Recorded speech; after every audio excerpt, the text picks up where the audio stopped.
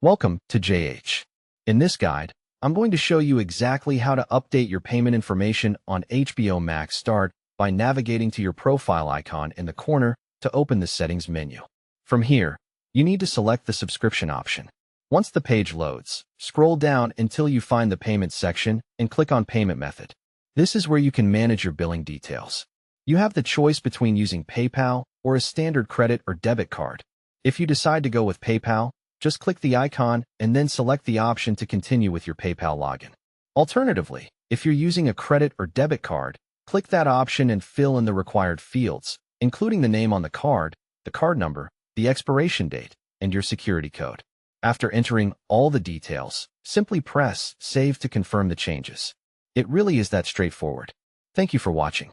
If you found this tutorial useful, please consider liking the video and subscribing to the channel. I'll see you in the next tutorial.